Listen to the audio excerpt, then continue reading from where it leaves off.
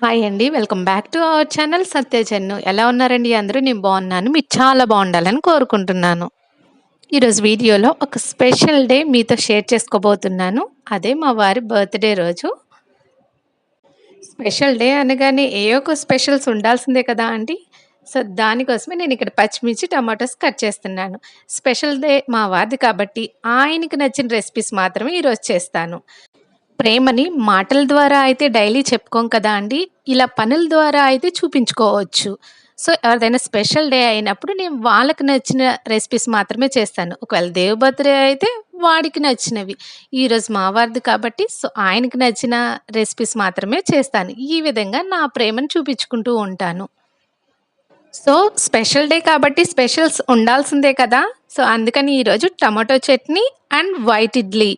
Special అంటున్నావు, white idli అంటున్నారు ఏంటనుకుంటున్నారా? So, white idli మా ఇంట్లో చేసేది అప్పుడప్పుడే కాబట్టి, సో, మాకది స్పెషల్‌గానే ఉంటుంది. లేకపోతే అందులో రాగి పిండో, రాగులో యాడ్ చేసి ఇడ్లీ ఏసేసుకుంటాం. తనకిలా white idli, tomato chutney and నెయ్యి కాంబినేషన్ చాలా ఇష్టం. సో, అందుకని ఏ గారెలు, పూరీలు అవేమీ వేయకుండా చక్కగా ఇడ్లీ, టమాటో చట్నీతో టిఫిన్ అయితే స్టార్ట్ చేసేసాము. ఒక పైన ఇడ్లీ పెట్టేసాను. ఇంకొక పైన టమాటో చట్నీ పెట్టేసాను. ఇడ్లీ అయిపోయింది. టమాటో చట్నీ కూడా మగ్గిపోతుంది. సో, నెక్స్ట్ పాలు పెట్టేసాను. స్వీట్ కూడా ఉండాల్సిందే కదా! తనకి స్వీట్ ఇష్టం ఉండదు. కానీ స్పెషల్ డే రోజు కొంచెమైనా స్వీట్ తినిపించాలి అనిపిస్తది నాకు. స్వీట్‌గా ఉండాలి ఆ ఇయర్ అంతా అని చెప్పేసేసి ఏదో ఒక స్వీట్ తినిపించాలి కదా! సో, దానికోసం నేను కొంచెం రవ్వ కేసరి చేశాను. కేసరి కూడా నేను బెల్లమేసి చేశాను. ఇంకా టమాటోస్ కూడా మగ్గిపోయినాయి. ఇంకా అది మిక్సీ చేసుకుంటే టమాటో చట్నీ అయిపోతుంది. ఇడ్లీ అయిపోయింది. స్వీట్ అయిపోయింది. సో, బ్రేక్‌ఫాస్ట్ అయితే ఇట్లా జరిగింది. చట్నీ, స్వీట్, పెసరట్టు కూడా ఉంది. ఇడ్లీ ఇలా అయితే ఈరోజు బ్రేక్‌ఫాస్ట్ అయింది. లంచ్‌లోకి ప్రిపేర్ చేయాలి కదా! సో, లంచ్‌లోకి ప్రిపేర్ చేయటానికి నేను ఇలా ఆలోచిస్తే ఆయన నాకు ఆ రోజు రెస్ట్ ఇద్దామని చెప్పేసేసి బయట నుంచి బిర్యానీ తీసుకొచ్చారు. ఇది మాకు దగ్గరగా దొరబాబు బిర్యానీ అని పెట్టారు. సో, టేస్ట్ ఇప్పటి వరకైతే చూడలేదు. అసలెలా ఉంటది అని చెప్పేసి ఒకసారి తీసుకొచ్చారనమాట. వాళ్ళ నేమ్‌తో ఇలా పేపర్‌లో ఫోల్డ్ చేసి పార్సెల్ చేశారు. లోపలైతే 2 ఇస్తరాకులు. ఆకులతో కుట్టిన ఇస్తరాకులో బిర్యానీ పెట్టేసేసి, ఇలా ఫోల్డ్ చేసేసి ఇచ్చేశారు. ఇది బిర్యానీ కన్నా బగారా రైస్ మీద చికెన్ ఫ్రై ఏశారనమాట. ఇలాగే 2 టైప్స్ ఉన్నాయి. ఇప్పుడు చికెన్ ఫ్రై ఏశారు కదా! ఇంకొక బిర్యానీలో అయితే వింగ్స్ ఇస్తున్నాడనమాట. ఒక వింగ్ ఇచ్చేసి అందులో ఎగ్స్ కూడా ఇస్తున్నాడు. టేస్ట్ అయితే బానే ఉంది. మరి దమ్ బిర్యానీ కాకుండా రైస్ స్పెషల్‌గా వండేసేసి దానిపైన చికెన్ ఫ్రై ఏస్తున్నారు. మా లంచ్ అయితే ఇలా సాగిపోయింది. టేస్టీగానే ఉంది. వీడియో కట్ చేస్తే ఇక్కడ నేను కేక్ ప్రిపేర్ చేస్తున్నా అనమాట. ఆయనకి అలా స్పెషల్‌గా చేసుకోవటం ఏమి ఇష్టముండదు. కానీ మనం ఊరుకుంటామా? ఏదో ఒకటి చేయాలి అనుకుంటాం కదా! సో, బయట నుంచయితే ఎప్పుడు కేక్ తీసుకురాను తన బర్త్‌డేకి. నేనే ప్రిపేర్ చేస్తాను. ఈరోజు ఎగ్‌లెస్ కేక్ ప్రిపేర్ చేస్తున్నాను. ఎందుకంటే ఎగ్స్ లేవు కాబట్టి పెరుగేసి చేసేస్తున్నాను. పావు కప్ ఆయిల్, అరకప్పు పెరుగు, అరకప్పు sugar, 1 table spoon vanilla essence, 1 table spoon నిమ్మరసం. ఇవన్నీ తీసుకొని మిక్సీలో యాడ్ చేసుకోవాలి. ఒకే డైరెక్షన్‌లో బ్లెండ్ చేసేసుకుంటే మనకి క్రీమీ స్ట్రక్చర్ లాగా వస్తుందనమాట. ఈ వీడియోలో చూపించినట్టుగా క్రీమీ స్ట్రక్చర్‌లో వస్తుంది. చూడండి ఇలా వస్తది. సో, దీన్ని పక్కన పెట్టుకొని ఇప్పుడు మనం డ్రై ఇంగ్రీడియెంట్స్ అన్నీ ఒక బౌల్‌లో యాడ్ చేసుకోవాలి. ఒక బౌల్ తీసుకొని దానిలో జల్లెడ పెట్టుకోవాలి. 1 కప్ మైదా, ఇక్కడ గోధుమ పిండి అయినా తీసుకోవచ్చు. 1 tablespoon baking powder, half tablespoon baking soda, చిటికెడంత సాల్ట్ యాడ్ చేసుకోవచ్చు. ఇవన్నీ జల్లెడ పట్టేసుకోవాలి. ఎందుకంటే ఏమి గడ్డలు లేకుండా ఇలా జల్లెడ పట్టుకుంటే మన కేక్ అనేది మంచిగా పొంగుతుంది. సో, ఈ డ్రై ఇంగ్రీడియెంట్స్‌లోకి మనం మిక్సీ పట్టుకున్న క్రీమీ స్ట్రక్చర్ అంతా ఇందులో వేసేసుకోవాలి. అంతా వేసేసుకొని ఒకసారి అంతా మిక్స్ చేసుకొని మొత్తం ఎక్కడ గడ్డలు లేకుండా ఒకే డైరెక్షన్‌లో మనం మిక్స్ చేసుకుంటూ ఉండాలి. ఫస్ట్ ఎక్కడైతే స్టార్ట్ చేసామో సేమ్ అలాగనే బ్యాటర్ మొత్తం మిక్స్ చేసుకోవాలి.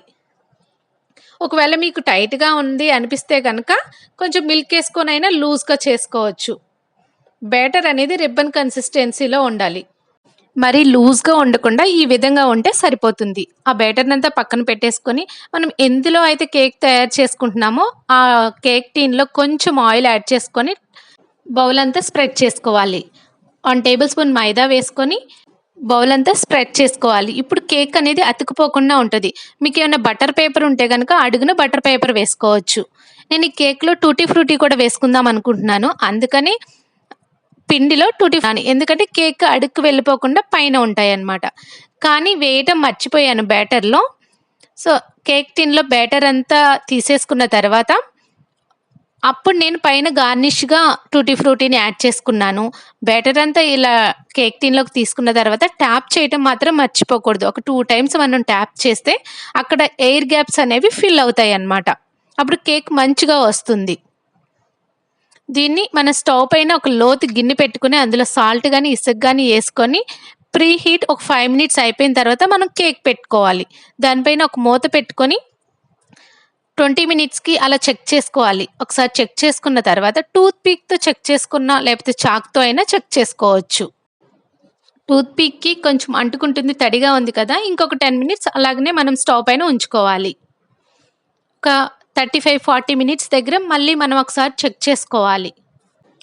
టూత్ పిక్‌తో ఒకసారి చెక్ చేసుకున్న తర్వాత అది క్లియర్‌గా వచ్చి ఏమీ అంటుకోకపోతే మనం స్టవ్ ఆఫ్ చేసేసుకొని కేక్ టిన్‌ని పక్కన పెట్టుకోవాలి. ఇంకా తడిగా ఉంటే గనక ఒక 5 మినిట్స్ ఉంచుకోవచ్చు. స్టవ్ ఆఫ్ చేసిన తర్వాత కూడా ఇలాగనే దానిపైన ఉంచేస్తే కేక్ మాడిపోతుంది. స్టవ్ పై నుంచి తీసి పక్కన 10 మినిట్స్ అలా వదిలేయాలి. వెంటనే తీసినా కేక్ ఇరిగిపోతుంది. ఒక 10 మినిట్స్ తర్వాత చాక్‌తో సైడ్స్ అంతా క్లియర్ చేసేసుకొని ఇలాగ మనం వేరే దాని మీద ఇలాగ ఫ్లిప్ చేసేసుకోవచ్చు. ఈజీగా వచ్చేస్తుంది. ఒకసారి 2 టైమ్స్ ట్యాప్ చేస్తే దానిపైన ఈజీగా రిమూవ్ అయిపోతుంది. ఇలా చేస్తే ఎక్కడ బ్రేక్ అవ్వకుండా ఈజీగా కేక్ వచ్చేస్తుంది బయటకి. కేక్ టేస్ట్ అయితే చాలా వచ్చింది. మీరు ఎప్పుడైనా కేక్ ప్రిపేర్ చేసుకోవాలనుకుంటే ఈ ప్రాసెస్‌లో చేయండి. చాలా వస్తుంది. కేక్ అయితే రెడీ అయిపోయింది. ఇంక బర్త్‌డే బాయ్ కూడా రెడీ అయిపోవాలి కదా! సో, కేక్ కటింగ్ టైమ్ వచ్చేసింది. నా దగ్గర హ్యాపీ బర్త్‌డే బ్యానర్స్ 2 టైప్స్ ఉన్నాయి. గోల్డ్ కలర్, ఇలా సిల్వర్ కలర్ ఉంది. సో, గోల్డ్ కలర్ పెట్టేశాను. అలాగే కొన్ని బెలూన్స్ కూడా ఉన్నాయి హార్ట్ షేపు. అవి కూడా 3, 4 పెట్టేసి అక్కడ హ్యాంగ్ చేసేశాను. మా ఫ్లోర్‌లో ఉన్న పిల్లలందరితో కలిసి బర్త్‌డే సెలబ్రేషన్స్ చేసుకున్నాము. ఇలా బర్త్‌డే సెలబ్రేషన్స్ అయితే జరిగిపోయాయి. వాళ్ళు వద్దు, వద్దు అంటారు. కానీ నేను ఇది మెమరబుల్‌గా ఉండాలి. ఇదొక స్పెషల్ డేగా నేను సెలబ్రేట్ చేయాలి అనుకుంటాను. ఇలాంటి మెమరబుల్ మూమెంట్స్ కూడా లైఫ్‌లో ఉండాలి కదా! సో, అందుకని స్కిప్ చేయకుండా ఈ సెలబ్రేషన్స్ అనేవి చేసుకుంటూ ఉంటాను. బర్త్‌డేకి పిల్లలు వచ్చి ఈ సెలబ్రేషన్స్‌ని ఇంకా బ్యూటిఫుల్‌గా, గ్రాండ్‌గా చేసేశారు. మా కేక్ కటింగ్ అయిపోయిన తర్వాత మా వారు ఫ్రెండ్స్ కేక్ తెచ్చి సర్ప్రైజ్ చేశారు. ఆ కేక్‌ని కూడా కట్ చేశారు. సెలబ్రేషన్స్ ఏం చేయొద్దు అంటున్న ఆయనకి 2 కేక్స్ వచ్చాయి. ఈసారి 2 కేక్స్ కట్ చేశారు. స్పెషల్ డేస్ సెలబ్రేట్ చేసుకోవాలనుకుంటే ఎంతో ఖర్చు పెట్టాల్సిన అవసరం లేదండి. ప్రేమతో ఒక కేక్, ఆ రోజు ఇష్టంతో చేసే పనులు. ఇవే బర్త్‌డే బాయ్‌కి ఇచ్చే గిఫ్ట్స్. ఇలా స్పెషల్ డేస్ అప్పుడు నేను కూడా కొంచెం మంచిగా రెడీ అయ్యి, హ్యాపీగా ఉండి, వాళ్ళని కూడా హ్యాపీగా ఉంచడానికి ట్రై చేస్తాను. ఏం చేస్తే వాళ్ళు హ్యాపీగా ఉంటారు అని చెప్పేసి ఆలోచిస్తాను. దానికి తగ్గట్టుగా ప్రిపేర్ చేసేస్తాను. So, this is my kind of celebrations. మీకు నచ్చిందా? ఈ వీడియో నచ్చితే లైక్ చేయండి, షేర్ చేయండి. Please do subscribe my channel Satyajannu. Thank you for watching.